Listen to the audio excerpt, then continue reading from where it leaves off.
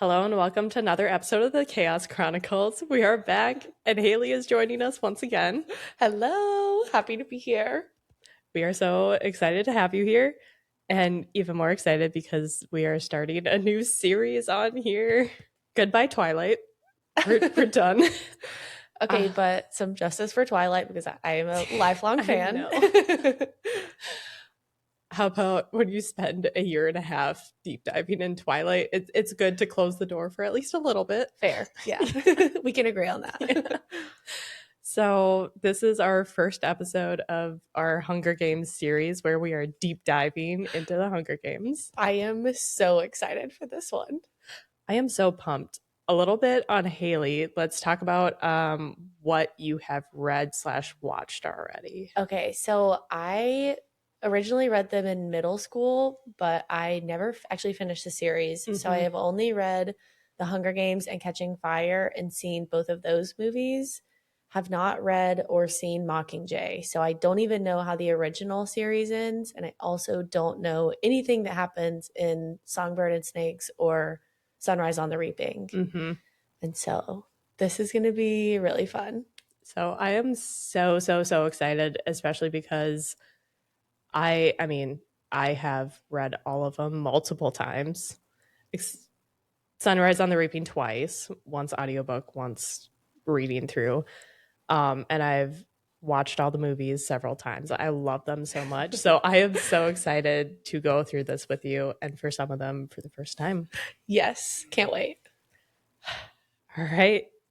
Part 1. Are you ready? Yes. I can't. I've been dying to talk about it. I'm so excited to talk to someone about Hunger Games. I'm so excited. All right, part 1, the tributes. Chapter 1, we start with our narrator, who is unnamed at the beginning. I think that was an interesting way of Susanna Collins to start it.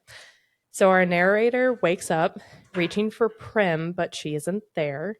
She must have had a bad dream and climbed into bed with their mother. It is reaping day, so of course she's having a nightmare. Her sister, Primrose, is curled in bed, and at Prim's knees, guarding her, is her cat Buttercup. Oh, so cute. Also so such cute. A not fitting name for the cat because it's such a nice name and the cat's evil. Except for to Prim. Loves Prim. Oh yeah. Everyone seems to love Prim, so everybody loves Prim.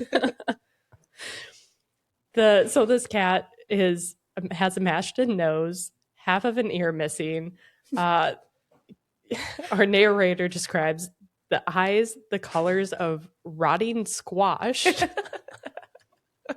and a muddy yellow coat that somehow reminded Prim of the bright flower that he is named after.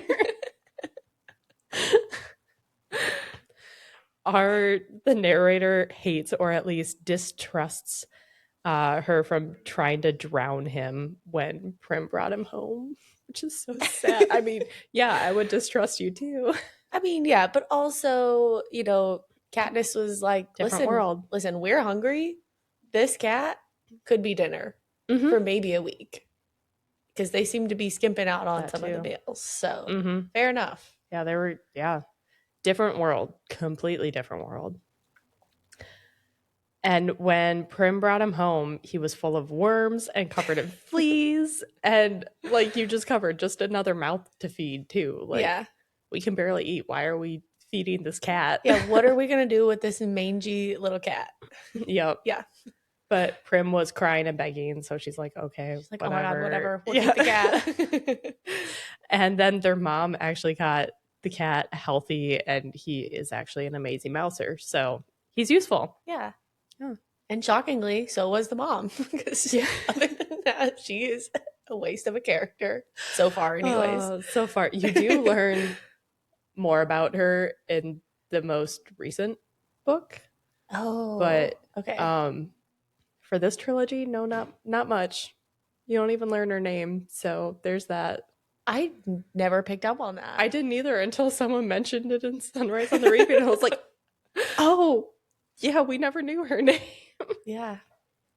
Sometimes she would even give Buttercup the entrails, and then he mostly stops hissing at her.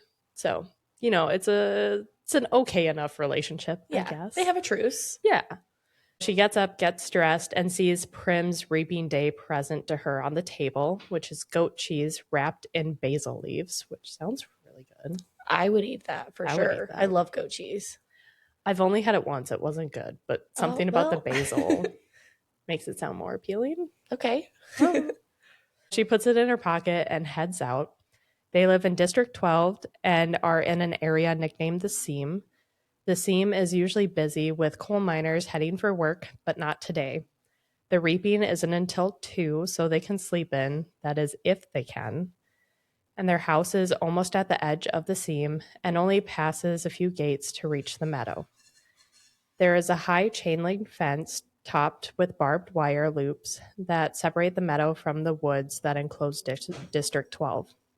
It's supposed to be electrified at all times to deter predators in the woods like wild dogs, cougars, and bears, but they're lucky if they get 2 to 3 hours of electricity in the evening, so that's not going to be powered. Right. There is a weak spot in the fence that is so close to their house that she almost always uses to get into the woods. As soon as she's in the woods, she grabs her bow and sheath of arrows from a hollow log. And there is food here. That is, if you know how to find it. So you have to be resourceful in District 12 in order, or wealthy in order to survive here. Yeah, and I feel like even like wealthy in District 12, like Isn't that it's wealthy? yeah, it's just living comfortably. Yeah. Like, no one in District 12 is living a lavish lifestyle. Doesn't seem like, anyways. Except for Hamish, technically. Technically, like I say that loosely because we kind of know his lifestyle and get to know it a little bit more in Catching Fire, but like technically him because he's a victor, but that is literally it. Yeah. And our first quote here of the series, quote, "My father knew and he taught me some before he was blown to bits in a mine explosion. There was nothing even to bury. I was 11 then. 5 years later, I still wake up screaming for him to run." End quote. Dark. And when I read this for the first time in middle school, I was like, oh my God, like she lost her father. Like she's obviously not close with her mom. They're kind of living in the depths of despair already at baseline. Yeah. I was like, this series is not going to be like light and fluffy like a lot of the YA books are. So, oh, absolutely not. Absolutely not. Oh, yeah, we're unfortunately not in for a fluffy, happy time. Right. Too entertaining nonetheless. Entertaining. Yeah. Very good books. Yeah. Yeah. Going into the forest is technically illegal, and poaching carries severe penalties. Her bow is rare. It was made by her father, and there are a few others wrapped in waterproof covers that are also kept in the woods. He could have made good money selling them, but if it was ever discovered that he was doing this, he would have been publicly executed for, starting a rebellion, essentially. Quote, "Most of the peacekeepers turn a blind eye to the few of us who hunt because they're as hungry for fresh meat as anybody is. In fact, they're among our best customers." End quote. So, yeah. The law isn't too strict in District 12, at least. Yeah, but I also love the fact that, like, from the beginning, you know that she is a hunter. Yes. And, like, she's a provider. And you also get a sense for, like, how far she's willing to go or, like, bend the rules to, like, protect her and her family. Yeah. Like, that really sets up, like, the rest of the story. Agreed. So. Yep. In the fall, there are some people who do brave sneaking in the woods just to go and harvest apples, but they always stay within the sight of the meadow. So they don't go venturing off like where she does. And a nice little quote here. Quote, "District 12, where you can starve to death in safety." I did have to laugh a little bit when I heard that again. Yep, you're safe. Have fun dying. But thank God you're safe. Yeah, but you're totally safe. Yeah.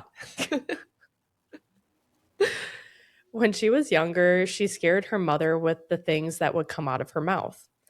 Eventually, she understood that what she said would lead to trouble, so Quote, I learned to hold my tongue and to turn my features into an indifferent mask so that no one could ever read my thoughts, end quote. And I picked that quote because it's good to know about Katniss, and it really sets up for her like mindset of, or like her personality before going into the game. So once she's in the games, you kind of know where she is coming from a little bit more. Mm-hmm. And I think especially like leading up to the games in the Capitol, like this is so her mindset there, where she like is so like blank faced, monotone, and she's not showing her hatred for the Capitol just yet. Not yet. I think. Yeah. Not yet. I actually haven't read that part yet, but I don't think so, based on what I can remember. So in the woods waiting for her is the only person she can be herself with. Gale. Do we spill your secret, Haley? Yes, we can spill this secret. I am a Gale lover. However, I will say I read this in middle school. The movie came out. They casted Liam Hemsworth. Yeah. I'm just a girl. Okay, I'm literally just a girl. What was I supposed to do? Well, I am curious now that you're reading this, not in middle school, how your opinions will be. I think it's not that I don't like Gale, because I do like Gale, and I think especially in the first book, I thought it was, well, I'll get to that later, I guess. But I still like Gale. He's obviously a provider. Yes. Peeta, though, I didn't like him the first time I read the books. I was like, oh my God, he's such a wimp. He can't do anything for himself. He just relies on Katniss's skills throughout the whole thing. But now reading it, I'm picking up on all of his little things that he like says and does. I'm like, actually, I do see why people think he's a good character, and how he actually was playing the game. He was just playing a very different game than Katniss was playing. Very different. Yeah. And so now that my brain is developed, I see why people like Peeta. And again, we will see how that develops throughout all the books.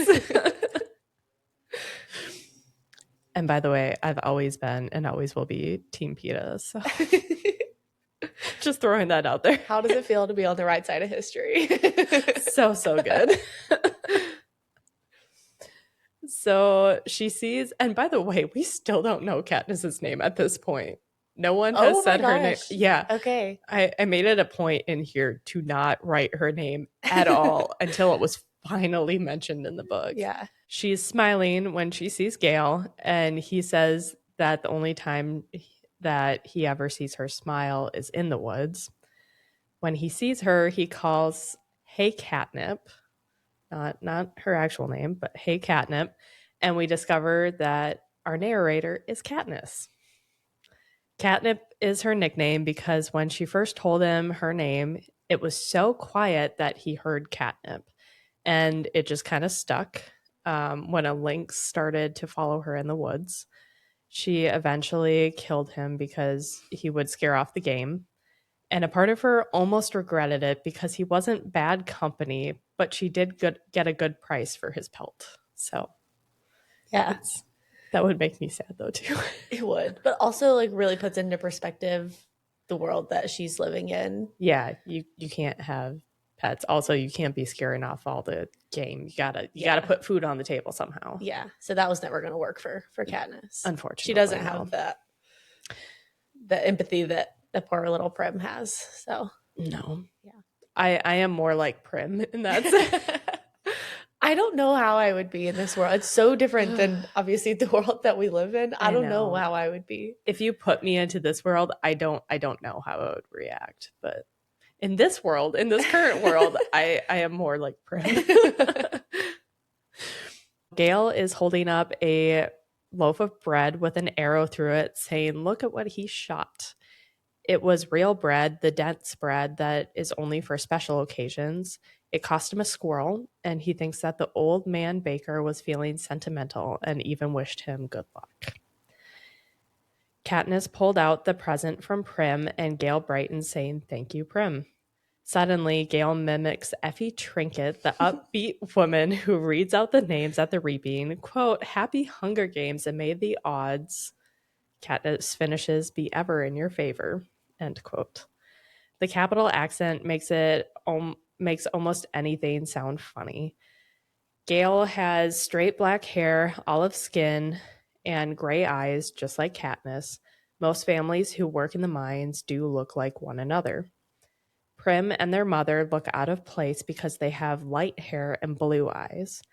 Their mother's parents ran an apothecary shop in the nicer area of District 12. Their parents met because when their father was out on hunts, he would collect herbs and then sell them to her shop.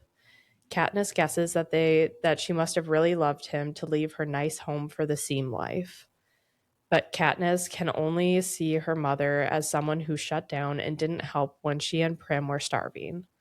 Quote, "I try to forgive her for my father's sake, but to be honest, I'm not the forgiving type." End quote. The town has the day off for the holiday. I have to say that so loosely. Yeah. And at 2, they will all be standing in the square waiting to hear the names being called out. All right, book quote time. And this was so long ago, I don't even know why this is a quote. All right, here we go. "We could do it, you know," Gale says quietly. "What?" I ask. "Leave the district, run off, live in the woods. You and I, we could make it," says Gale. I don't know how to respond. The idea is so preposterous.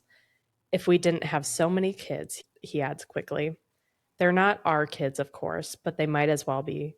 Gale's 2 little brothers and a sister, Prim, and you may as well throw in our mothers too, because how would they live without us? Who would fill all those mouths that they're always asking for more? With both of us hunting daily, there are still nights when game has to be swapped for lard or shoelaces or wool. Still nights when we go to bed with our stomachs growling. I never want to have kids," I say. "I might if I didn't live here," says Gale. "But you do," I say, irritated. "Forget it," he snaps back. The conversation feels all wrong. Leave? How could I leave Prim, who is the only person in the world I am certain I love? And Gale is devoted to his family. We can't leave, so why bother talking about it? And even if we did, where did this stuff about having kids come from? There's never been anything romantic between Gale and me. When we met, I was a skinny 12-year-old, and although he was only 2 years older, he already looked like a man. It took a long time for us to even become friends, to stop haggling over every trade and begin helping each other out. Besides, if he wants kids, Gale won't have any trouble finding a wife. He's good looking, he's strong enough to handle the work in the mines, and he can hunt. You can tell by the way girls whisper about him when he walks by in school that they want him. It makes me jealous, but not for the reason that people would think. Good hunting partners are hard to find." That last sentence I thought was so funny when I reread it. It's the most important part. Yeah. Like, I would lose the only company I really like to keep. The only hunting partner that's like in all of District 12. Yeah. So they go to hunt and try to find something nice to eat. Everybody is supposed to celebrate after the reaping, and most people do because they're relieved that their children aren't going to go off to the capital to be murdered. Right. But there are at least 2 families who will still shut themselves in their home to figure out the upcoming weeks. They stop at the Hob on the way back. The Hob is an abandoned coal warehouse and is the district's black market. Greasy Say is a cook here and constantly trades with them. After trading at the Hob, they go to the mayor's house to sell some strawberries to him. Madge, the mayor's daughter, opens the door. She's the same age as Katniss, and unlike what you'd expect, she isn't a snob and keeps to herself. Which I'm so mad they cut her from the movies. I couldn't believe that because I completely forgot that she was in the story because I really only remember things from the movie now. Yeah. I don't remember much from the book. Mm-hmm. And this is kind of an important It is. scene in the book. Mm-hmm. So it's very important. And also, like, it shows that Katniss has another friend, and it's not just Gail. Maybe that's why they cut it. Maybe. They really were trying to force this love triangle in the movie. It worked for me. She just keeps to herself, like me. Since neither of us really has a group of friends, we seem to end up together a lot at school, eating lunch, sitting next to each other in assemblies, partnering for sports activities. We rarely talk, which suits both of us just fine. Today, her drab school outfit has been replaced by an expensive white dress, and her blonde hair is done up with a pink ribbon, reaping clothes. Pretty dress, says Gail. Madge shoots him a look, trying to see if it's a genuine compliment or if he's just being ironic. It is a pretty dress, but she would never be wearing it ordinarily. She presses her lips together and then smiles. Well, if I end up going to the Capitol, I want to look nice, don't I? Now it's Gail's turn to be confused. Does she mean it, or is she messing with him? I'm guessing the second. Coolly? Coolly. I didn't like that. I wasn't expecting to hear it in the headphones. Coolly. Sorry. I didn't know there would be a man in my ear. This is not what I signed up for. You won't be going to the Capitol, says Gail coolly. His eyes land on a small circular pin that adorns her dress. Real gold, beautifully crafted. It could keep a family and bread for months. What can you have? 5 entries? I had 6 when I was just 12 years old. That's not her fault, I say. No, it's no one's fault, just the way it is, says Gail. Madge's face has become closed off. She puts the money for the berries in my hand. Good luck, Katniss. You too, I say, and the door closes. We walk toward the seam in silence. I don't like that Gail took a dig at Madge, but he's right, of course. The reaping system is unfair, with the poor getting the worst of it. You become eligible for the reaping the day you turn 12. That year, your name is entered once, at 13 twice, and so on until you reach the age of 18, the final year of eligibility, when your name goes into the pool 7 times. That's true for every citizen in all 12 districts in the entire country of Panem. I've never said that out loud before, and it's weird to say. But here's the catch. Say you're poor and starving as we were. You can opt to add your name more times in exchange for tesserae. Each tesserae is worth a meager year's supply of grain and oil for one person. You may do this for each of your family members as well. So at the age of 12, I had my name entered 4 times. Once because I had to, and 3 times for tesserae grain and oil for myself, Prim, and my mother. In fact, every year I've needed to do this, and the entries are cumulative. So now, at the age of 16, my name will be in the reaping 20 times. Gail, who is 18 and has been either helping or single-handedly feeding a family of 5 for 7 years, will have his name in 42 times. You can see why someone like Madge, who has never been at risk of needing tesserae, can set him off. The chance of her name being drawn is very slim compared to those of us who live in the seam. Not impossible, but slim. And even though the rules were set up by the Capitol, not the district, certainly Madge's family, it's not hard to resent those who don't have to sign up for tesserae. But I like that because it kind of shows like the two like different people. Like her and Gail responded so differently to her, where he is like kind of taking out his anger on the people that had no influence on that. Correct. That's not the right people to be mad at. Yeah. Yeah. I was debating. I'm like, I'm really throwing in a lot of book quotes here, but I'm like, you know what? I can't describe this well enough. So it's just like, it's showing, 1, it's explaining everything. And then 2, like you said, Gail and Katniss's differences. Mm-hmm. And then also like pointing out this is whole, just like foreshadowing, like her name is only in like a couple times versus like all of us. Her odds aren't impossible, but it's slim, and it's just setting up for the reaping. Yeah. And I won't say anything because we will cover that in this episode. Katniss knows that Gale's anger with Madge isn't directed really at her. He has ranted before about how the Tesserae is a tool to cause misery and divide in their district. She agrees with him, but his rage seems pointless. It doesn't change anything or make things fair. Katniss goes home to find Prim and her mother ready.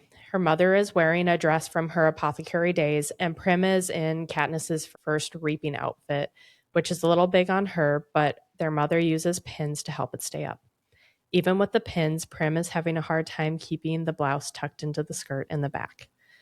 Katniss bathes, and her mother laid out one of her lovely blue dresses for Katniss to wear with matching shoes. Katniss asked if she was sure. For a while, Katniss was so angry with her that she wouldn't let her help with anything. Her clothes from her past are so precious to her. Her mother says, of course, and she puts her hair up in a braid too. Prim compliments Katniss, but she doesn't think she looks like herself. Quote, I hug her because I know these next few hours will seem terrible for her. Oh, if only they knew. I know. Oh, her first reaping. She's about as safe as you can get since she's only entered once. Yikes. End quote. Yeah. Katniss wouldn't let Prim take out any Tesserae. Prim worries about Katniss and if her name's going to get drawn. Quote, I protect Prim in every way I can, but I'm powerless against the reaping. End quote. It's just all these, all the foreshadowing. Yeah. I know. Prim's blouse comes untucked again, and Katniss puts it back in place, saying, tuck in your tail, little duck. Prim quacks, and they eat milk from Prim's coat, lady, and rough the bread that was made from the Tesserae. They are leaving the fish and green stew, strawberries, and bakery bread for this evening to make it special. At 1, they head to the square. Quote, 12 through 18-year-olds are herded into the ropes marked off by ages, the oldest in the front and the young ones, like Prim, towards the back. Which I'm pointing this out because in the movie it is backwards. Wait, so how is it in the book? In the book, it's the oldest are closest to the front, and the 12-year-olds are closest to the back. Families hold on to each other on the perimeter, or those who no longer care or have no one at stake will be taking bets on whose name will be drawn, if they're from the seam or merchant, and if they will cry or not. And I feel like that's the first show of like, this is a game to people. That is, because now we're just like, this is horrific. Why are people... I mean, they're literally betting on people's lives. Yeah. Basically. Yeah. Even down to if they're going to cry or not. Yeah. Even in District 12, which I think is interesting. Because, like, this is definitely something I could see happening in 1, 2, or at the Capitol. But District 12, where nobody has anything, and it's still kind of a sport to them. They're still doing it. Yeah. Yeah. The space is tight. District 12's population is about 18,000, which is a lot bigger than at least my brain. Me too. Makes sense. They are standing in front of the temporary stage in front of the Justice Building. There are 3 chairs, a podium, 2 large glass balls full of paper slips, one for boys and one for girls. 2 of the 3 chairs are for Madge's father, Mayor Undersea, and Effie Trinket, District 12's escort, who is wearing pinkish hair and a spring green suit. So not the magenta whatever she was wearing. At 2, the mayor begins to read the story of Panem. He tells how it took place of North America from the disasters. 13 districts came from the ashes, as well as the capital, and this brought peace and prosperity to the citizens. The district had an uprising against the capital. This is known as the Dark Days. 12 of the districts were defeated, and the 13th district was obliterated. The Treaty of Treason came to guarantee peace. It was also a reminder of the Dark Days and how they can't be repeated. It also gave them the Hunger Games. The Hunger Games are a punishment for the uprising. Each district will provide 2 tributes, 1 boy and 1 girl, to participate. There are 24 tributes in total and will be imprisoned in an outdoor arena which could literally be anything. Over the next weeks, the tributes will fight to the death, and the last standing wins. This is a way for the capital to remind the districts how they are at the capital's mercy and how little chance they stand of surviving another rebellion. The capital makes the districts treat the Hunger Games like a festivity. Whoever wins is a victor and will be brought back home and showered in riches to receive a life of ease. The capital will also gift the winning district grain, oil, and even sugar all year. The Hunger Games is a time for repentance and thanks. The mayor reads off 2 prior District 12 victors. Only one is alive still. Hamish Abernathy. He is very drunk. He gets on stage and falls in the last chair. The crowd applauds him, and in his confusion, he tries to give Effie a big hug. The mayor tries to pull the attention back and introduces Effie. Effie is bubbly and gives her signature Happy Hunger Games. Katniss spots Gale in the crowd, and they stare at each other. Gale's name is in 42 times. The odds aren't in his favor, not in comparison to most entered. She is sure he is thinking the same of her, and he turns away. Effie announces, "Ladies first." She reaches in and pulls out a slip of paper. It is so quiet that you could hear a pin drop. Quote, Effie Trinket crosses back to the podium, smooths the slip of paper, and reads out the name in a clear voice. And it's not me. It's Primrose Everdeen. I got chills. Oh, guys. So that first chapter, anything that you want to say about that? I do have names and symbols also in here. You have what? Like names and the meanings as we like came across it. Something about Suzanne Collins. She likes to hide things okay. in them. So Prim was the first ever name said in this book. Primrose is often it's a plant, and it's often associated with innocence, youth, new beginnings, and spring. They often symbolize deep love with the phrase, "I can't live without you." And in some cultures, they are even seen as warding off evil. Oh, okay. Well, that kind of tracks for everything we know about Prim. Mm-hmm. So, yeah, some of these, I started researching them, and obviously we don't have this for every single chapter because we don't get new people every single chapter or whatever. Yeah. Gale, powerful winds and potential for disruption and change. Catnip, her nickname, attraction, friendship, relaxation, courage, and fierceness. Katniss, the plant, is also called arrowhead, and something else that I will not even attempt to pronounce. I'll show it to you. It's right here. Yes, of course. Yep. I guess that's like the official plant name. Yeah. No. I don't speak Latin, so. Nope. It's often linked to water, purity, and healing. Also associated with warriors, victory, and celestial connections. Its botanical name means arrow-shaped leaves, which is linked to arrows used by ancient hunters. And this brought the flower into stories of human survival and navigation. Mm-hmm. And I love that there are so many layers to the book. Yeah. Like if you really want a deep dive, there's so much to find. There's so much. Yeah. There's a couple that I'm like skipping over, like Effie, well spoken and well regarded. Like we don't, yeah, it's fine. Yeah. I do love Effie though. I do love her outfit though. Spring green, new beginnings, renewal, and growth. Pink for her hair is love, femininity. Oh my gosh. That sweetness and innocence. I can't believe, so this was all the first chapter. All the first chapter. That's which a crazy first chapter. Mm-hmm. I will say, reading it the second time, so I feel like when you were little or younger reading these, you were either a Hunger Games person or a Divergent person. Yeah. And I was a Divergent person. Oh. I love the Divergent series.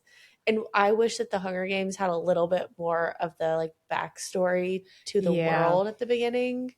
Because, like, you don't know anything about the capital. You don't know why the people are in the capital or how they got their districts or what the districts even are. Like, because they all each have their own Correct. thing. Yes. But we don't know any of that. And I like to know things up front. I will say, one, we do find out all the districts. Yes. Yeah. But also you do get more of a backstory with Ballad of Songbirds and Snakes. Okay, perfect. So it's not like as much as you or I want, but it's more. I'll take it. I'll take whatever she gives me. Honestly, yes. Keep writing, but we want it all. If you think we don't want it, that's a lie. We want it. If Pan Am has a constitution, release that. I'd like to read it. I want to see their rules. I will read it. I will read it all. I think the biggest takeaway that I had from the first chapter was I don't know why I was so obsessed with Gale, because we don't actually know that much about him. So it had to have just been the fact that it was Liam Hemsworth. And also he was, I don't blame you. He was like a provider. He could take care of his family. Someone very strong. And, and as we see in the next chapter, well, actually, I'll just wait until the next chapter. Yeah. Perfect time. Chapter 2. Katniss is stunned and someone grips her arm as if she had almost started to fall. There is no way this is happening. After all, Prim was one slip amongst thousands. Katniss hadn't even thought to worry about her because her chances were so slim. The crowd is murmuring unhappily. They always do when a 12-year-old gets picked because no one thinks this is fair. Prim's face is pale. She is walking stiff and taking small steps towards the front. When Katniss sees Prim's blouse untucked, she snaps out of it and yells her name. The others make a path for Katniss to follow after Prim to the stage. She pushes Prim behind her and volunteers as tribute. There was confusion since District 12 hasn't had a volunteer in decades. Eligible children can volunteer once the name has been drawn and read. In other districts, this can become very confusing, as you can imagine, in 1 and 2. And yeah. Quote, but in District 12, where the word tribute is pretty much synonymous with the word corpse, volunteers are all but extinct. Lovely, says Effie Trinket, but I believe there's a small matter of introducing the reaping winner and then asking for volunteers. And if one does come forth, then she trails off, unsure of herself. Why does it matter, says the mayor. He is looking at me with a pained expression on his face. He doesn't know me really, but there's a faint recognition there. I'm the girl who brings the strawberries, the girl his daughter might have spoken of on occasion, the girl who 5 years ago stood huddled with her mother and sister as he presented her, the oldest child, with the Medal of Valor, a medal for her father vaporized in the mines. Does he remember that? What does it matter? He repeated gruffly. Let her come forward. End quote. Prim is screaming and wraps her arms around Katniss, saying she can't. Katniss harshly tells her to let go so she won't cry and doesn't get targeted as being weak. Gale has picked Prim up, and as she's thrashing, he says, "Up you go, Catnip." Effie asks what her name is and then bets that was her sister. Yeah. Come on, everybody. Let's give a big round of applause to our newest tribute, trills Effie Trinket.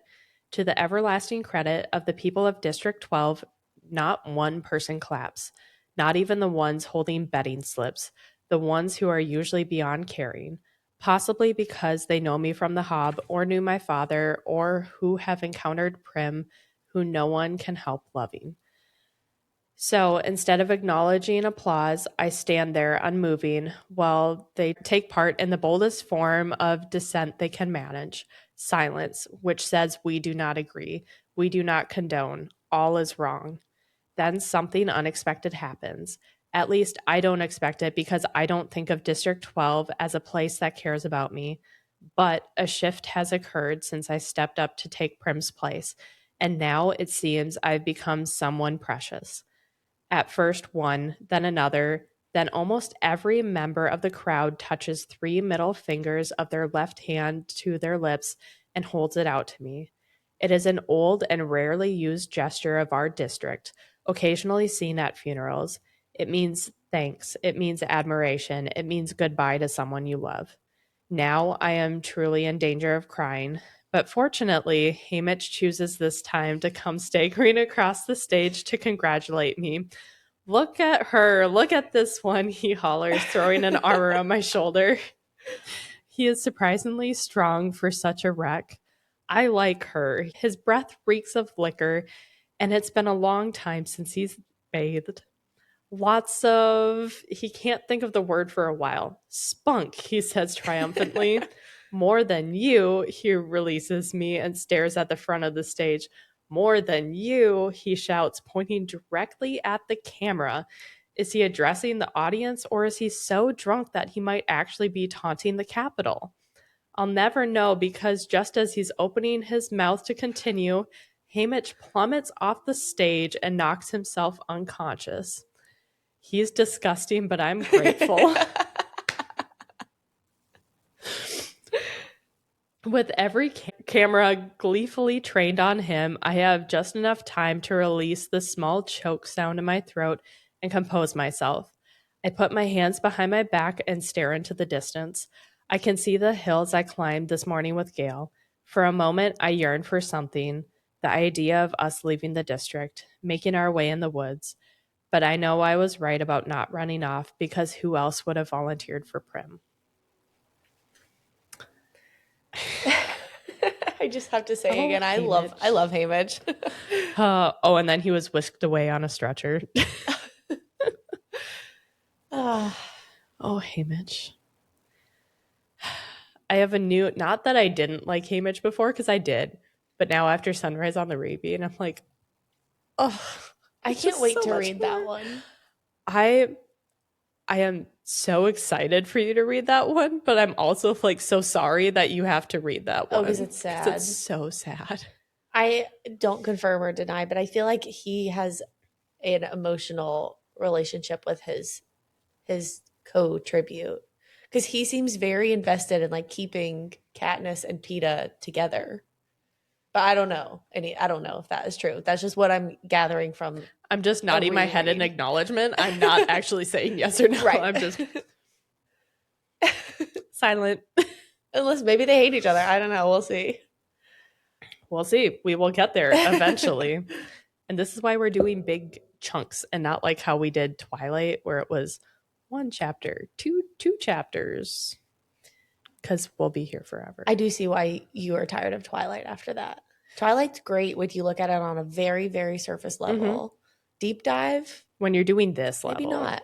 Yeah, when you're doing this level, it's like Edward just gets, stop talking. So Effie continues for the male tribute. Peeta Mellark.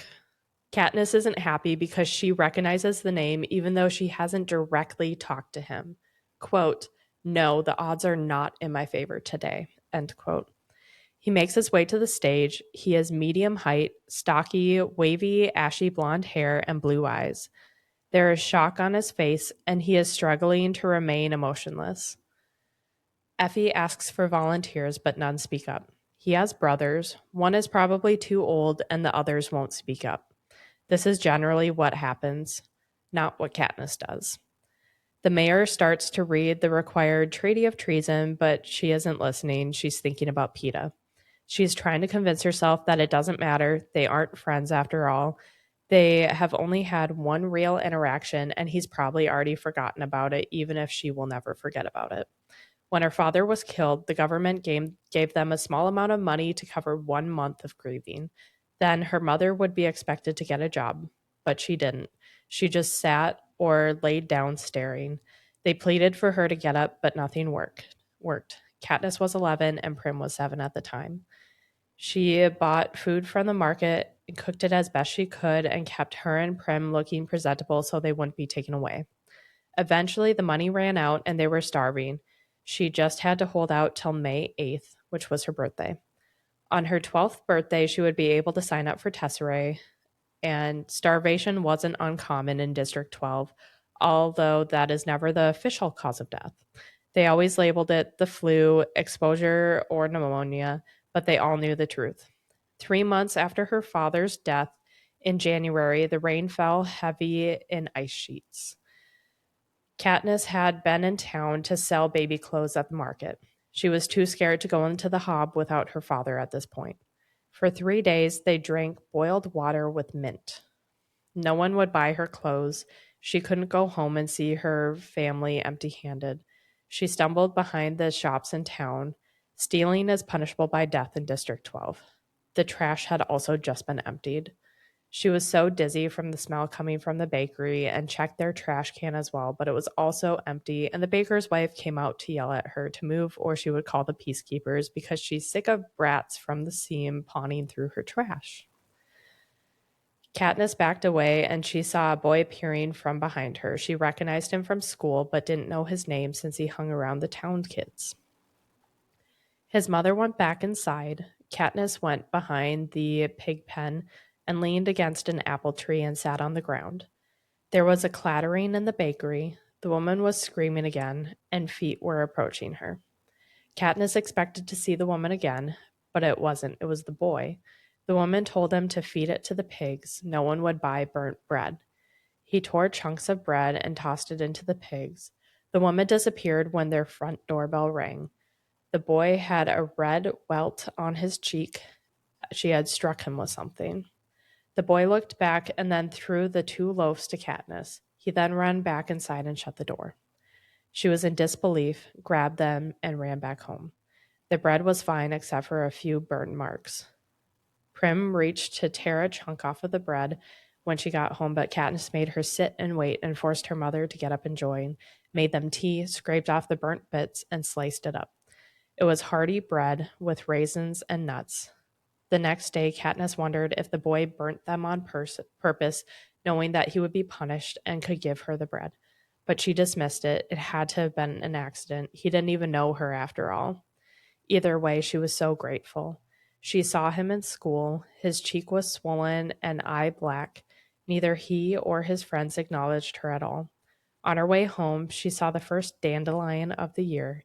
She remembered suddenly of the hours spent in the woods with her father. She knew how they would survive. End a quote to end the chapter. To this day, I can never share the connection between this boy, Peeta Mellark, and the bread that gave me hope, and the dandelion that reminded me that I was not doomed. And more than once, I turned in the school hallway and caught his eye trained on me, only to quickly flit away. I feel like I owe him something, and I hate owing people. Maybe if I had thanked him at some point, I'd be feeling less conflicted now. I thought about it a couple of times, but the opportunity never seemed to present itself, and now it never will because we're going to be thrown into an arena to fight to the death. Exactly how am I supposed to work in a thank you in there? Somehow it just won't seem sincere if I'm trying to slit his throat. The mayor finishes the dreary treaty of treason and motions for Peeta and me to shake hands. His are solid and warm as those loaves of bread. Peeta looks at me right in the eye and gives my hand what I think was meant to be a reassuring squeeze. Maybe it was just a nervous spasm. We turn back to face the crowd as the anthem of Panam plays. Oh well, I think there'll be 24 of us. Odds are someone else will kill him before I do. Of course, the odds have never been very dependable of late. That chapter was huge for me on the second read through because I didn't really, I think I was very in like Katniss's mindset of it was an accident. He didn't burn the bread on purpose. No one in District 12 would do that, but he definitely did. Oh yeah. Oh, what a sweet little boy. He knew he was going to be punished, which I think is like some foreshadowing that like he even then would have sacrificed something to help somebody else. Yes. That is very true to who he is at his core also. Yep. And then also from that one for Gale, I thought that it was very brave that he didn't volunteer as tribute because on the first read through, I was so mad at him for not volunteering because I really thought that's where the book was going since he's like one of the first characters that we meet. And so I just thought like those two, they're going to be in. But I mean, he knew that if they both went, that kind of meant like starvation and maybe even death for their families. Yeah. Yeah. Not just like both of them. That would be it pretty much. Yeah. And I mean, also, yeah, if you're looking at it from like the perspective of like Katniss, also, she knows how to hunt. She's resourceful. Like, she has a pretty good shot of actually surviving this, but he would too. Yeah. So, like, do you really want two very strong BFFs to go together to the Hunger Games? Because odds are like you're not going to go against each other. So, yeah. Or maybe they would. Yeah. I think they would. I think there are theories on TikTok that are like, if Gale went in with Katniss, he would turn on her. I was gonna say, I think that the game would really get to him, especially seeing how angry he was at Madge, who was an innocent character to all of his problems. Yeah. I think he would flip very quickly. So do a lot of people. Well, you're not alone in that. It's too bad that they cast Liam Hemsworth. I know, they needed a nobody. He had a great PR team.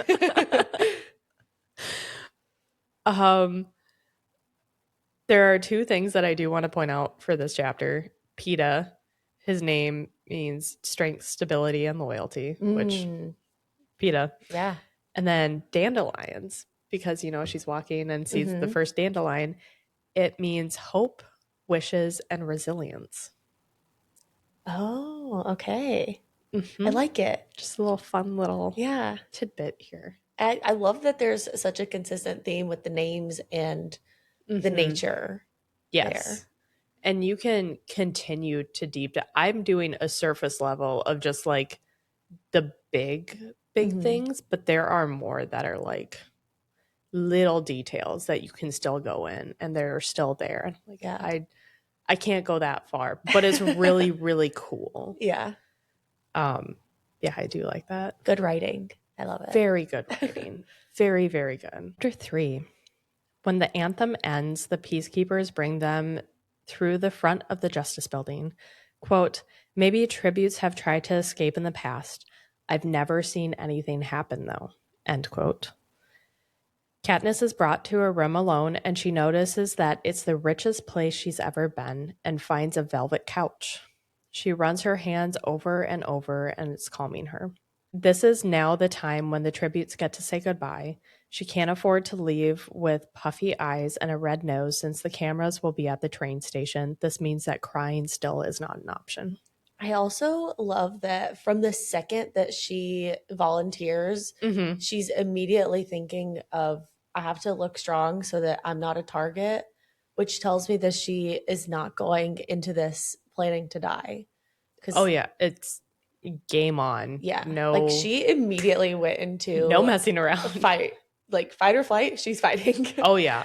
Katniss is a fighter for sure. Yeah. Yep. So the first to come for Katniss is obviously her mother and Prim. Prim climbs onto her lap and puts her arms around her neck. Her mother sits beside her and puts her arm around the both of them. They sit there for a few minutes in silence, and then Katniss starts listing all the things that they have to remember to do now that she's gone. Prim won't take any tesserae. They can be careful and get by without it because she can sell her goat's milk and cheese and also sell items from her mother's apothecary business in the seam. Gale will bring her what she doesn't grow, but they have to describe them very carefully, like all the plants and stuff, because he's not as familiar with them as Katniss. He will also bring them game. They made a pact a year ago, like if either of them got thrown into the games, that the other would take over for them. And he probably won't ask for any compensation, but they should try to at least trade him something. Yeah. She doesn't try to suggest that Prim hunt because she has tried in the past, and whenever she would shoot something, Prim would cry and talk about healing it. So that's why she has a goat and focuses on that. Yeah. Which she does well with that. So perfect. I'm actually really surprised that Katniss wasn't a little tougher on them when they came in there. Because everything that like we see from Katniss, especially in the movie, is she's so like hardcore, direct, to the point. Yes, No messing around. This is serious. Yeah. I'm surprised she wasn't like, you're going to have to kill some. Like, you have to get over it because you're going to starve. Yeah. I'm surprised she didn't say that. To be honest, yeah, now that you say that, I can see that. I will say, Prim is like the only, I mean, Katniss admits it, Prim is the only person that she loves. And so she is a little softer with Prim. Yeah. So I like that we get to see that side of her, though, because Yeah. you really don't other than that. No. Which I really. like. Yes, I do like that. Once she's done instructing them, she focuses on her mother and tells her that she cannot leave again. Her mother says that she won't, she couldn't help it, but Katniss cuts her off, saying that she has to help it this time because she cannot leave Prim on her own. No matter what happens, what she sees, she has to fight through it, especially the what she sees, because you don't know how you're going to go. It might be horrific. It might be peaceful, but more than likely pretty horrific. Just even thinking about all the deaths that are going to go on, I think there's only like one that isn't like super, super brutal that comes to my mind, at least right away. But, yeah. But like only one. I can't think of any other. Katniss was yelling at her mother, and her mother yanked her arm away, telling Katniss that she was ill. If she had the medicine that she has now, she could have treated herself. Katniss acknowledges that she's seen her mother bring people back who were suffering from immobilizing sadness. She tells her to take it and to take care of Prim. Prim says that she'll be okay, but she has to take care too. She is fast and brave and can win. But Katniss knows she can't win and knows that Prim has to know that deep down. Kids from wealthier districts have been trained their whole lives for this. But also she kind of has too. 100%. I was going to say, they might be training more like combat. Mm-hmm. But as far as survival goes, I can't think of anyone in Pan Am who might be more prepared than her or Gale. Exactly. Yeah. It's like she's familiar with nature. I mean, I guess very much depends on what kind of arena they get put in. Some are deserts, some are ice tundras, Yeah. some are... Yeah. But like the kids in 1 and 2, they are not going to have the survival skills that someone from 12 would have. No. So she definitely has to. Yeah. Yeah. I saw a little thing on TikTok the other day that was like, was Katniss actually a career tribute? I'm like, oh. Basically, yes. She volunteered and was basically trained her whole life to do this. I love that. Like, no, but yes. All she says is maybe, and points out that then they would be rich like Haymitch. But Prim doesn't care about wealth. She just wants her to come home. Quote, "You will try, won't you? Really, really try?" asks Prim. "Really, really try. I swear it." End quote. And because of Prim, she'll have to really try. And then there's a peacekeeper signaling that their time is up. They all hug, saying, "I love you." The peacekeeper orders them out and closes the door. Next to enter is Peeta Mellark's father. Katniss finds this strange since she'll be trying to kill his son soon. But they do know each other, and he knows Prim even more from when she sells him cheese at the Hop. Prim always sets aside 2 for him, and he always gives a generous amount of bread. Quote, "We always wait to trade with him when his witch of a wife isn't around because he's so much nicer." End quote. I mean, yeah, she did hit Peeta with something after he burned a piece of bread. She sounds awful. Yeah. Horrible. Yeah. Which was a nice word to use for her. Honestly, yeah. I just love, of all like the nice bad words to say, she chose witch. I'm like, I love it. He sits awkwardly on a chair and takes out a package and hands it to her. It's full of cookies, a luxury they could never afford. She thanks him. The baker has never been a talkative man, and today he has no words. Katniss tells him that she had some of his bread this morning. Gale gave him a squirrel for it. He nods as Katniss tells him that it wasn't his best trade, but he shrugs. They sit in silence until a peacekeeper summons him. When he gets up, he clears his throat. Quote, "I'll keep an eye on the little girl. Make sure she's eating." I feel some pressure in my chest lighten at his words.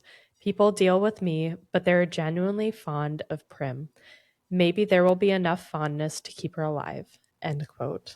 Madge is her next guest. She isn't weepy. She has urgency in her tone. They let you wear one thing from your district in the arena, one thing to remind you of home. Will you wear this? She holds out the circular golden pin that was on her dress earlier. I hadn't paid much attention to it before, but now I see it's a small bird in flight. Your pin, I say? Wearing a token from my district is about the last thing on my mind. Here, I'll put it on your dress, all right. Madge doesn't wait for an answer. She just leans in and fixes the bird to my dress. Promise you'll wear it into the arena, Katniss? She asks. Promise? Yes, I say. Cookies, a pin. I'm getting all kinds of gifts today. Madge gives me one more, a kiss on the cheek. Then she's gone, and I'm left thinking that maybe Madge really has been my friend all along. Finally, Gale is here, and maybe there's nothing romantic between us, but when he opens his arm, I don't hesitate to go into them. The pin, real quick. The pin. The movie made it seem like Cinna putting the pin on her outfit was like a rebellious thing. Yeah. It wasn't. They all get one token. Mm-hmm. Yeah, I didn't know that they were allowed one thing. So when I read it back through, I was like, what? Like this was a whole, because he was like, shh. Yeah, so I know. Secretive about it. It's not like but I do like that since they didn't put Madge in the book and the pin like didn't have any significance before that. I like that they still gave it significance by Cinna doing that. Yeah. Because I do like it's like the Mockingjay, which is a like sign of rebellion already against the Capitol. And so I like that it still made its way into the movie, just a little different. Yes. It's just going to be interesting. We'll see. You guys listening might know. I don't know. You don't know. You'll know eventually, just not yet. He tells her getting a knife would be easy, but she has to get a bow. If there isn't one, then she needs to make one. A weak bow is better than no bow at all. They almost always have wood now. After a year, half the tributes died from hypothermia. And there wasn't too much entertainment in that, so they're not going to do that again. Yeah, not much of a sport when everyone's just dying from the cold. Dying from the cold. All right. Next book quote. Katniss, it's just hunting. You're the best hunter I know, says Gale. It's not just hunting. They're armed. They think, I say. So do you. And you've had more practice, real practice. He says, you know how to kill. Not people, I say. How different can it be, really? Gale says grimly. The awful thing is that if I can forget their people, it will be no difference at all. The peacekeepers are back too soon, and Gale asks for more time, but they're taking him away, and I start to panic. Don't let them starve, I cry out, clinging to his hand. I won't. You know I won't. Katniss, remember he says, and they yank us apart and slam the door, and I will never know what he wanted me to remember. We all know. We all know. Was it a remember, I'll always care for your family, or is it a I love you? 100%. He was talking about babies this morning. I know. Come on. I know. I know he's not the love interest, but I wanted him to be so badly. I know you did. I know you I understand now why Peeta is or would have been a favorite from the get-go because he is such a sweet boy. He is such a sweet boy. But I think that's what I didn't like about him. I don't know. I have a theory that after reading Twilight, that as we're reading all these books in middle school and high school, we just see a red flag and we're like, ooh. Like, oh my God, that sounds so interesting. Yes. I want to know more. I like that. Lead me to all the red flags. Yeah. So maybe that's why. Yeah. It also really tracks with my taste in men that has evolved over my lifetime. Yeah, I could see myself as a teenager loving Edward. Now I cannot stand him. But like the only point in my life that it has not tracked, like with that point in time, is this book because I loved PETA. Oh. But I was very much like, red flag, yes, please. Oh, teenagers. So they took a short ride from the Justice Building to the train station. It was her first time in a car. Katniss is glad that she didn't cry because there were people and cameras everywhere at the station. PETA has obviously been crying, though, and doesn't seem to even try to cover it up. She wonders if this will be his strategy, though, appearing weak and frightened so no one will see him as a threat. That worked well a few years back for Joanna Mason, District 7. She acted cowardly until there were only a handful of people left. The train takes off for the capital, going around 250 miles per hour. They'll be there in under a day. They were taught the capital was built in a place once called the Rockies. District 12 was in a place called Appalachia. How do you say it? Appalachia. Okay, good. I said it right. I was waiting. I was so nervous because Haley's from that area. And so I was like, oh my gosh, please say it right. I will say I was taught Appalachia. And it's wrong. Everyone, just for the record, it is Appalachia and Appalachian Mountains. Appalachia, wrong. So my elementary school teachers, that was wrong. It's okay. You didn't know any better either. Us Minnesotans don't know much about Appalachia. So they've been mining coal for hundreds of years in District 12, which is why they now have to dig so deep. The tribute train is more fancy than even the Justice Building, and they are given their own chambers that consist of a bedroom, dressing area, and a private bathroom with hot and cold water. Crazy to have hot Insane. water, I'm Yeah. sure. Oh, yeah. I mean, they get electricity for a couple hours a day. If even. If that. Yeah. I guess So this if their is- house even has electricity. I know. I don't know. I really don't know if there's dead or not. Yeah. But it's crazy. Yeah, she said they don't even have hot water unless someone boils it, and that's it. Yeah. The drawers are already full of fine clothes, and Effie tells Katniss to do anything she wants and wear what she wants. She just needs to be ready for supper in an hour. She decides on a hot shower, which, yeah, that would be mine too. And then she dresses in a dark green shirt and pants. She then remembers Madge's pin and gets a good look at it for the first time.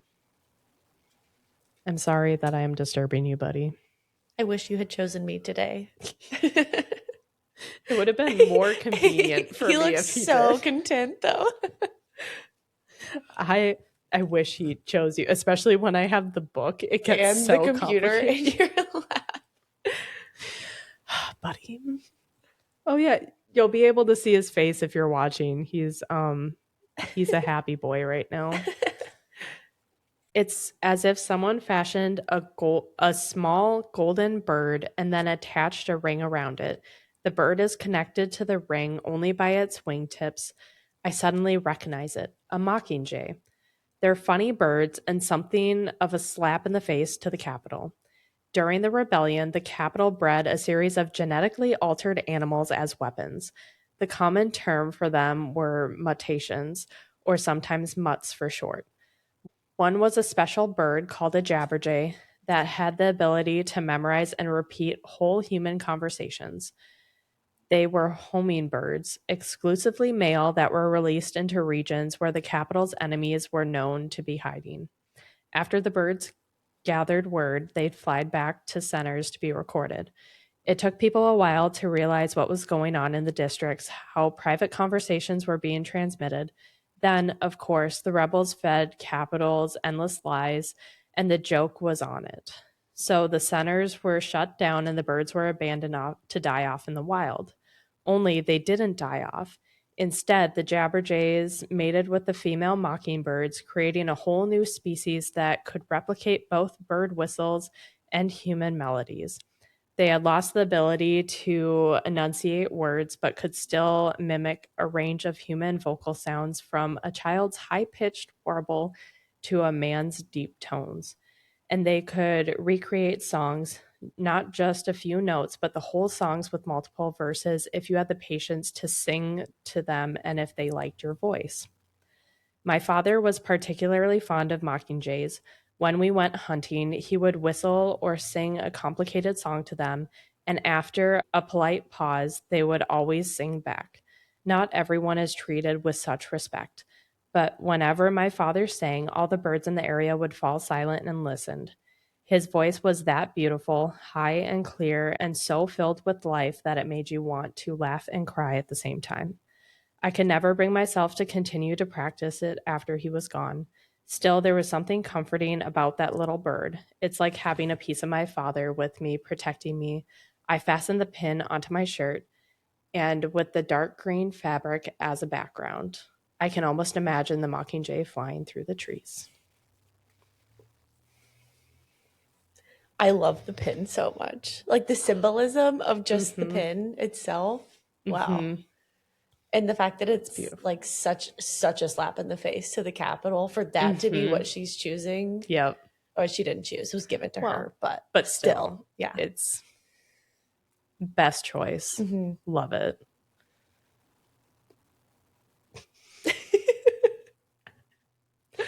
I accidentally booped his nose when I came to do Oh. that, and he turned back around to let me know that that was not okay.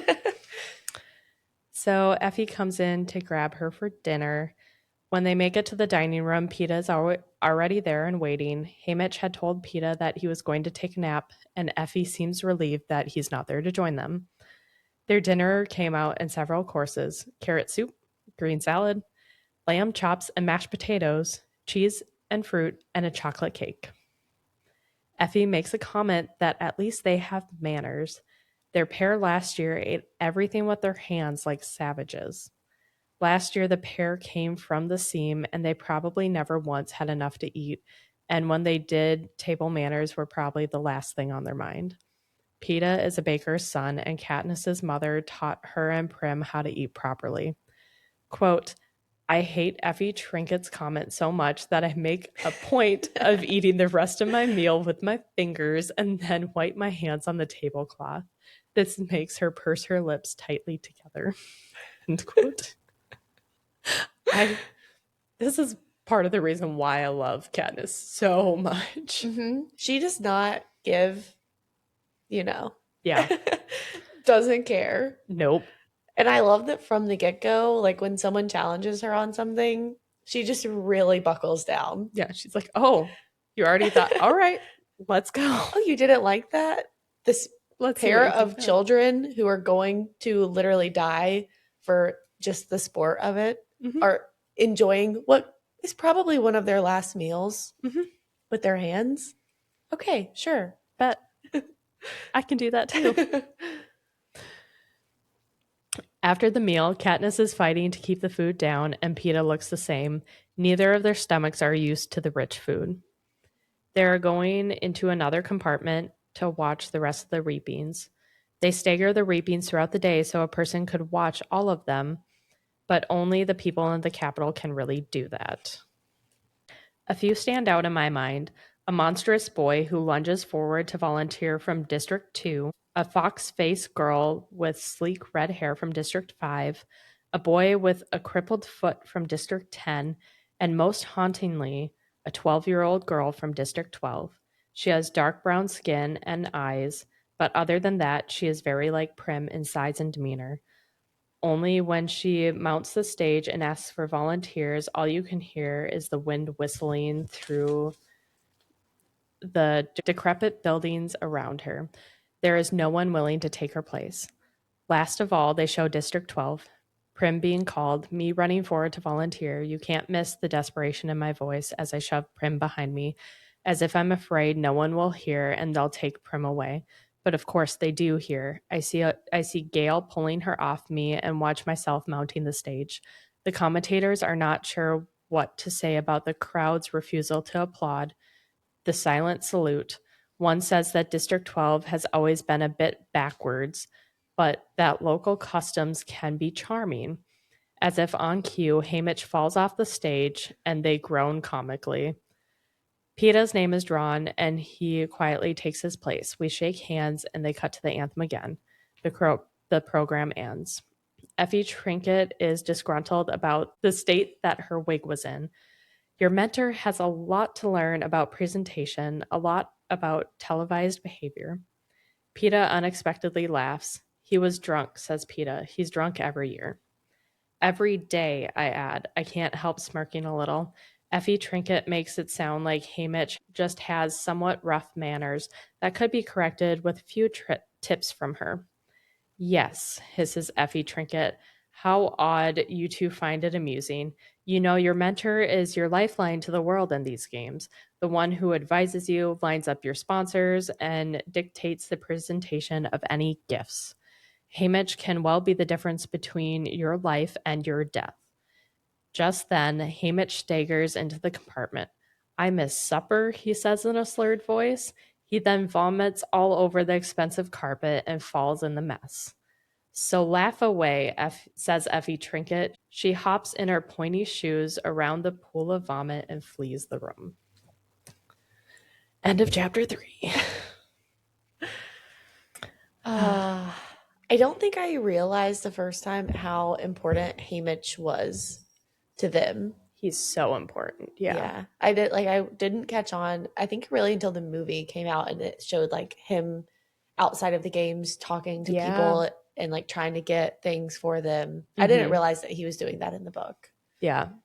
I guess I don't know if they really go into the detail of that or if that is it. Yeah, I don't think they do, but like I didn't catch that the part. First time. Yeah.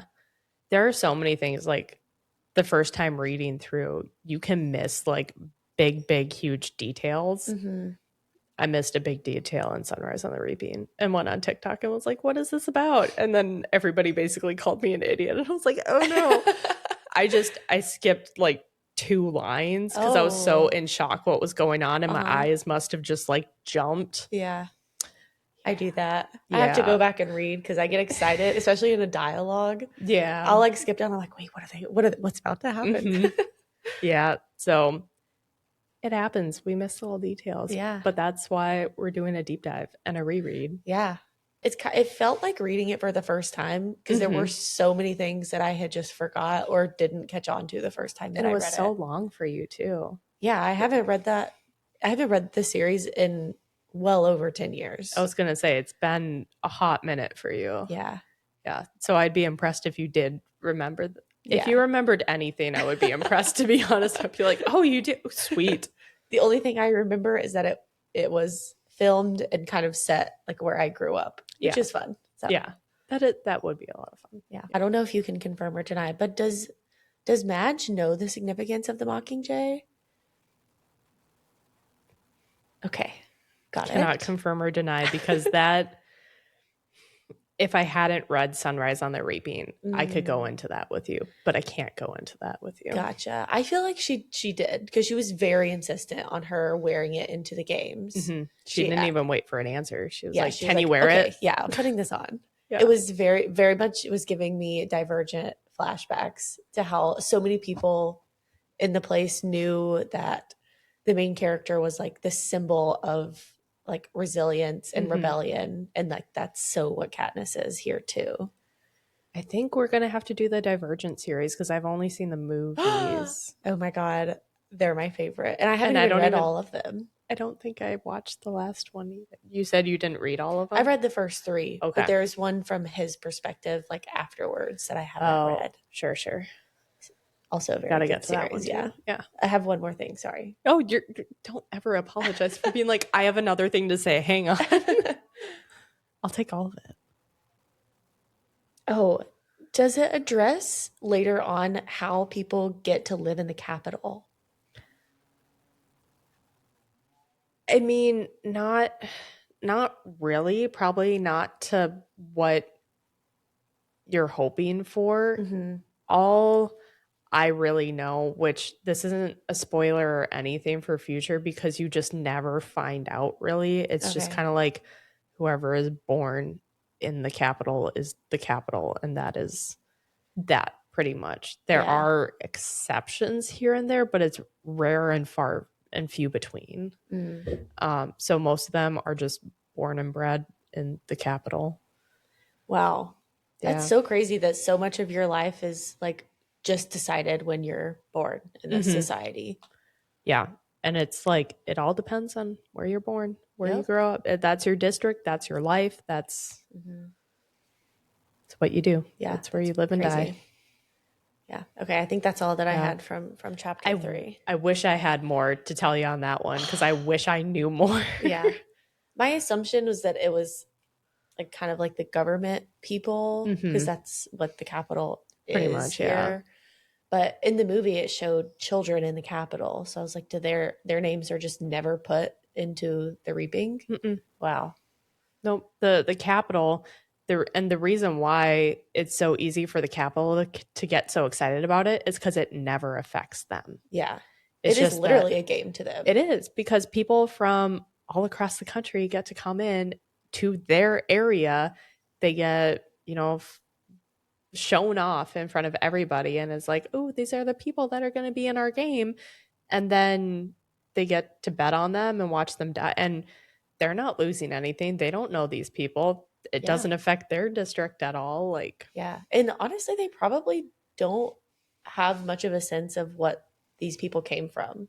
no, they Because don't. it's not like their cameras showing what's going on in District 12 all the time. Mm-mm. Like they would have no idea. They know what the Capitol tells them. Mhm. So They they know might be just as brainwashed as everybody. Well, they're definitely more they're brainwashed than everybody else, but very brainwashed. Yeah. Oh my goodness. yeah. Yeah. No. Very, very privileged lives that do not. I just keep getting flashes of the movie. Do you know where like Haymitch is like just sitting by himself and then these parents give a kid a present and it's a sword. Yes. Oh. That's all I can think of right now. That's the only thing popping in my brain. It's just so comical for them Mm-hmm.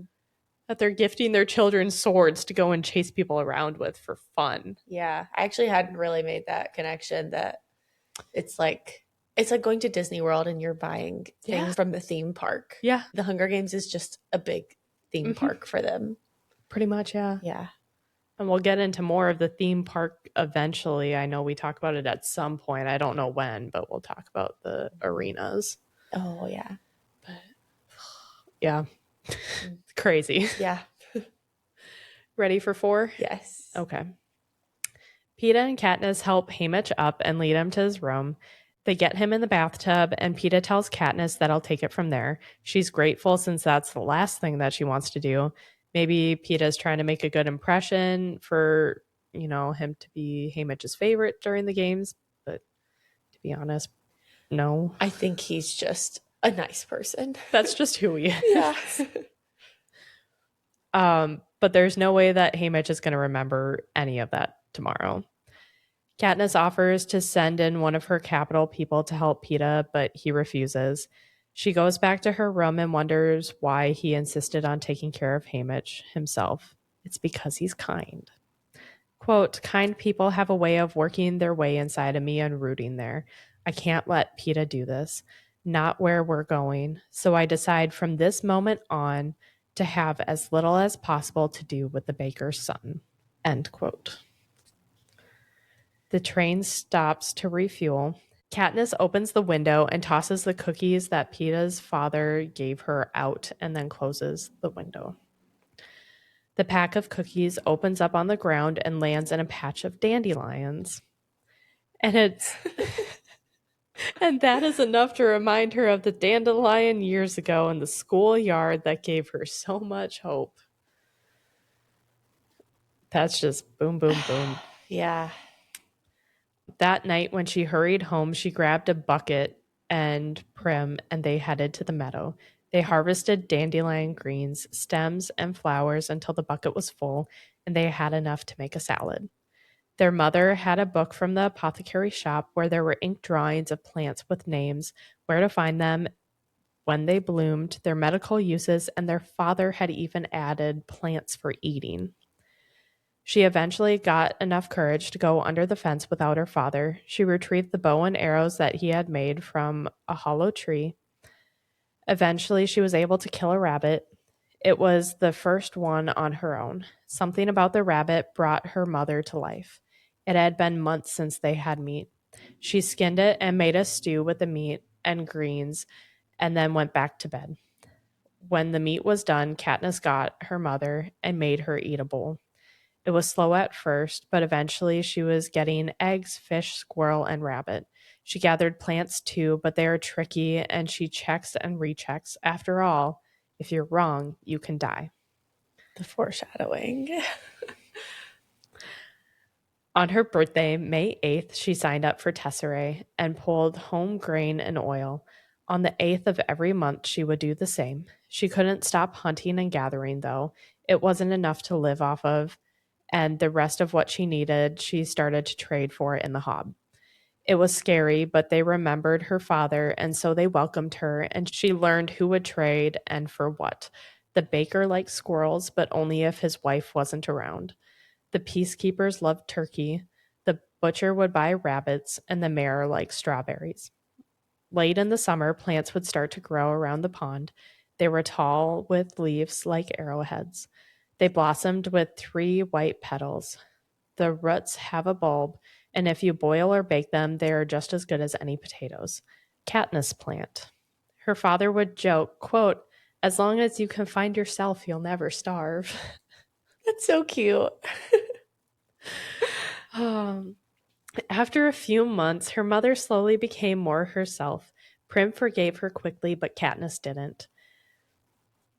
Now she'll die without ever being able to fix that, but she did say that she loved her, so maybe it balances out.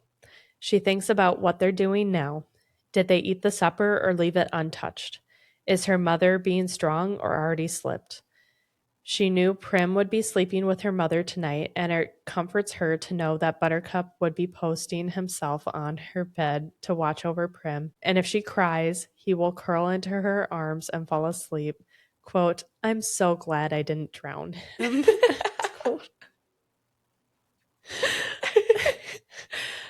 The thought of this 12-year-old girl trying to drown a cat. I know. And a big cat too. Like he's not he's a like little... the size of a bear. Yeah. Oh, big cat. Little tiny 12-year-old.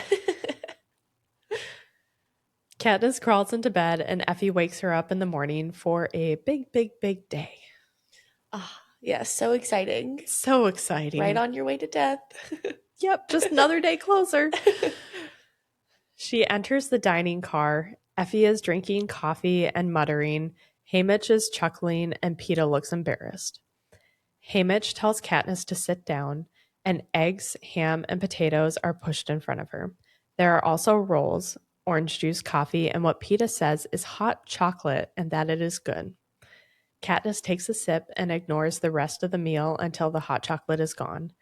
They eat the rest of their breakfast. Well, not Haymitch. He's more interested in his juice that he adds clear liquid to. Katniss realizes that there's a reason District 12 never stands a chance. True that some weren't strong enough, but some were. They rarely got sponsors, though, and a big part of that is Haymitch. "So you're supposed to give us advice," I say to Haymitch. "Here's some advice. Stay alive," says Haymitch, and then bursts out laughing. I exchange a look with Peeta before I remembered I'm having nothing more to do with him. I'm surprised to see the hardness in his eyes. He generally seems so mild. "That's very funny," says Peeta. Suddenly, he lashes out at the glass in Haymitch's hand. It shatters on the floor, sending the blood-red liquid running toward the back of the train. Only not to us. Haymitch considers this a moment, then punches Peeta in the jaw, knocking him from his chair. When he turns back to reach for the spirits, I drive my knife into the table between his hands and the bottle, barely missing his fingers. I brace myself to deflect his hits, but it doesn't come. Instead, he sits back and squints at us. "Well, what's this?" says Haymitch. "Did I actually get a pair of fighters this year?" Peeta rises from the floor and scoops up a handful of ice from under the fruit tureen. He starts to raise it to the red mark on his jaw. "No," says Haymitch. Stopping him, let the bruise show. The audience will think you've mixed it up with another tribute before you've even made it to the arena. That's against the rules, says PETA. Only if they catch you. The bruise says that you fought. You weren't caught. Even better, says Hamish. He turns to me. Can you hit anything with that knife besides a table? The bow and arrow is my weapon, but I've spent a fair amount of time throwing knives as well. Sometimes I've wounded an animal with an arrow. It's better to get a knife into it too before I approach it. I realize that if I want Hamish's attention, this is my moment to make an impression. I yank the knife out of the table, get a grip on the blade, and then throw it into the wall across the room. I was actually just hoping to get a good, solid stick, but it's lodged between the seam between two panels, making me look a lot better than I am. Stand over here, both of you, says Hamish, nodding to the middle of the room. We obey, and he circles us, prodding us like animals at times, checking our muscle, examining our faces. Well, you're not entirely hopeless. Seem fit, and once the stylists get a hold of you, you'll be attractive enough. PETA and I don't question this. The Hunger Games aren't a beauty contest, but the best-looking tributes always seem to pull more sponsors. All right, I'll make a deal with you. You don't interfere with my drinking, and I'll stay sober enough to help you, says Hamish, but you have to do exactly what I say. It's not much of a deal, but it's still a giant step forward from 10 minutes ago where we had no guide at all. Fine, says PETA. So help us, I say. When we're in the arena, what's the best strategy at the cornucopia for someone, one thing at a time? In a few minutes, we'll be pulling into the station. You'll be put into the hands of your stylist. You're not going to like what they do to you, but no matter what it is, don't resist, says Hamish. But I begin, no buts, don't resist. I definitely didn't understand the significance of that scene to begin with, but just by PETA like breaking a glass, it really changed how Hamish viewed both of them. Absolutely. So took him out of his haze, drunken haze. And that's like the first glimpse of like maybe we could actually win. I feel like slightest glimmer of hope. Yeah, not we, but one of us. One of us could make it out of here. So the train starts to slow, and people point excitedly when they recognize the tribute train. Katniss is sickened by their excitement. They can't wait for them all to die. PETA holds his ground, though, and smiles and waves to the crowd, only stopping when the train pulls into the station. And our last quote of the chapter. He sees me staring at him and shrugs. Who knows, he said, one of them may be rich. I have misjudged him. I think of his actions since the reaping began. The friendly squeeze of my hand, his father showing up with the cookies and promising to feed Prim. Did PETA put him up to that? His tears at the station, volunteering to wash Hamish, but then challenging him this morning when apparently the nice guy approach had failed. And now, the waving at the window, already trying to win the crowd. All of the pieces are still fitting together, but I sense he has a plan for me. He hasn't accepted his death. He is already fighting hard to stay alive, which also means that kind Peeta Mellark, the boy who gave me the bread, is fighting hard to kill me. Bum, bum, bum.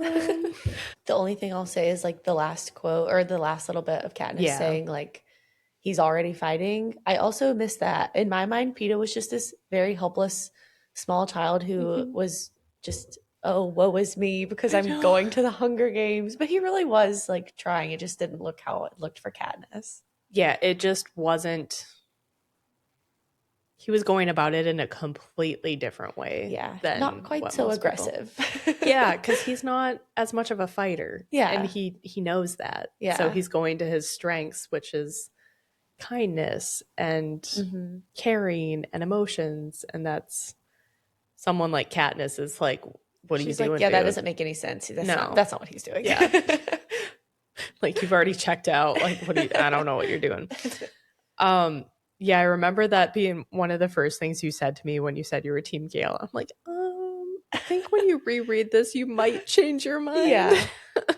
I do love PETA. And rereading this with knowing what I know about Hamish, it brings another more depth to it. I wish I had already read I guess I could. I mean, No. No. No. There's an order. It's technically before. Technically, but things won't have as deep of meaning if you were to read it now versus if you read all the other ones. Yeah. Yeah, my only thing here for details is Katniss's birthday is May 8th, which makes her a Taurus, which strengths of Tauruses are dependable, persistent, patient. Weaknesses can be stubborn, inflexible, and resistant to change. Yeah, that all seems very Katniss. Very Katniss. So Suzanne Collins does an incredible job with all these little details that I feel like most people reading will never catch. Yeah.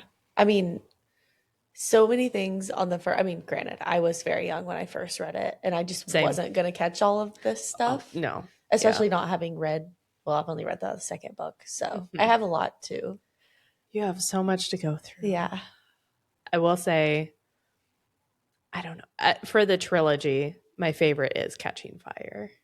I think that's why I never finished Mockingjay, because I started it. I think I was only like 1 or 2 chapters in, but Catching Fire was just so good. It was so good. And then you're like ramped up, everything's going 100 miles an hour, and then you go to Mockingjay and everything's automatically slowed. And you're like, what are we doing here? Yeah. But it's worth it to go through the end. And then you get Ballad of Songbirds and Snakes, and then Sunrise on the Reaping, which if I had to rank all of them, Catching Fire and Sunrise on the Reaping are equal. I cannot outrank the other. I can't do it. In that case, I'm so excited. I can't do it. Because the arena alone in Catching Fire, so good. I loved. I can see you really, liking's an odd way to put it, being fascinated by the arena in Sunrise on the Reaping. Okay. Yeah. I can't say like, because none of us should like that arena, but like being fascinated and intrigued by everything with it. Yeah. I will say one thing in the movies that I did really like that I can't remember is in the book or not, is that you see a little bit of the background of them building the arena and what the like game people actually see. I loved that part. That is really cool. I do like that. It is kind of sad that we don't get any of that in these, but I am happy that they use that in the movies. Yeah. One of the very rare times that I am actually okay with them altering from the book. I think it did add something to the story. It does. It adds a little more depth of, I don't know, watching the mutts get created before they pop up. Yeah. And just like how manipulated all the games are. Yep. Because in the like when you're in it from Katniss's perspective, it feels like everything is just up to chance. Like this is just how it's happening, but nothing is that way. And then they spin the whole arena in Catching Fire and they completely change the game. What are you doing? Yeah. What are you doing? It's so crazy. No, the games are not fair at all. Nothing is left up to chance, really. Maybe like a couple things, but yeah. That, I don't know. That's our first. Anything more on chapter 4? I don't think so. This was so fun. I'm so excited. We are just at the brink of the beginning. We're not even in the games and we're already going this in depth. We haven't even gotten into the capital to like the pre-games. Yeah. We have just arrived. Yeah. This is going to be such a long series. I know, but it's going to be so good. Yeah. But we're trying not to draw it out as much as Twilight. So I don't know. Hopefully you guys like slightly longer. And by slightly longer, I mean a lot longer episodes. Because this one, I'm staring at it right now and we're at 1 hour and 50 minutes of recording. Oh my God. So hopefully you guys enjoy the longer ones. And if not, I don't know, maybe we'll go, probably not, but I don't know if I can do chapter by chapter anymore of a book. Yeah, that's a commitment. it just takes a long time to get through it. At least you actually like this book, though. I do really like this book. I think I could talk about this for years and years. So we'll see. Yeah. We'll see. Let us know what you guys think. Do you like the long version, or do you want us to go closer to Twilight version? I will not go chapter by chapter, but like maybe a middle ground somewhere. middle ground. Yeah. I feel like it was still kind of chapter by, like, we broke it down. Well, yeah, but like, I mean, like for Twilight, I literally did like our first episode was like chapter 1. Oh. Chapter 2. I see. Yeah. That's a lot. It Twilight didn't deserve that. No, it didn't. No, it did not. No, it did not. Yeah, so we're still breaking it down chapter by chapter, but just like how many chapters per episode. So let us know what your ideal chapter per episode ratio is, I guess.